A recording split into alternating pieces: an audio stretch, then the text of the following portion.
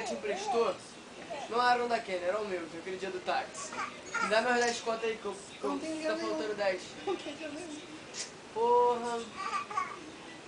Olha você pegar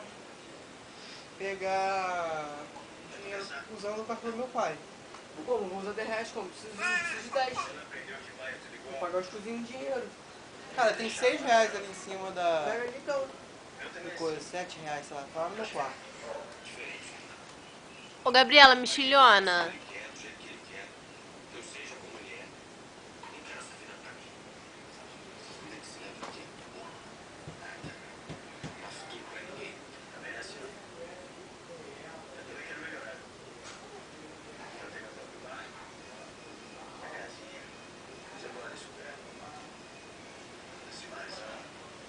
Tem 10 conto aí pra me prestar?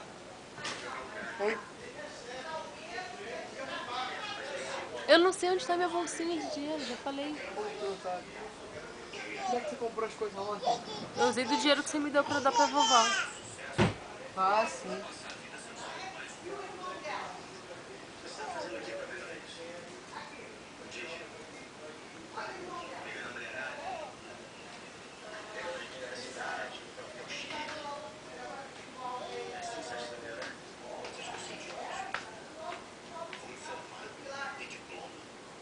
Pretinha!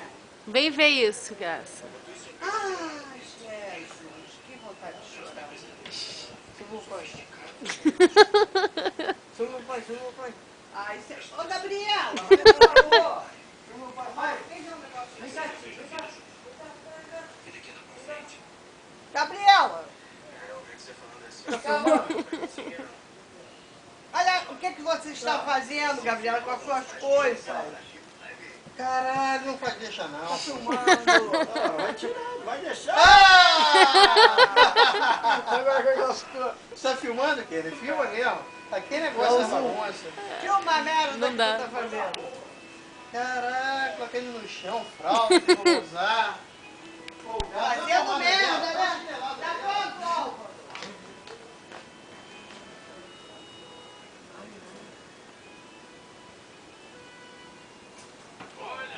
Ela tá se divertindo. Ah!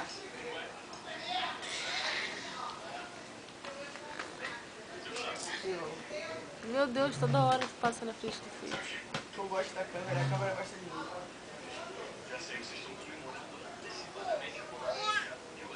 mim. Ya! Acabou! De lá tu não alcança. É.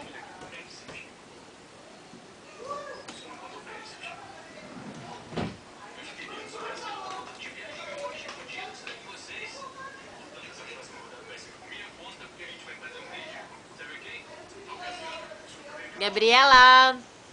Tchau! Tchau! Festinha! É, tá uma bagunceira. Vem pra cá, vem.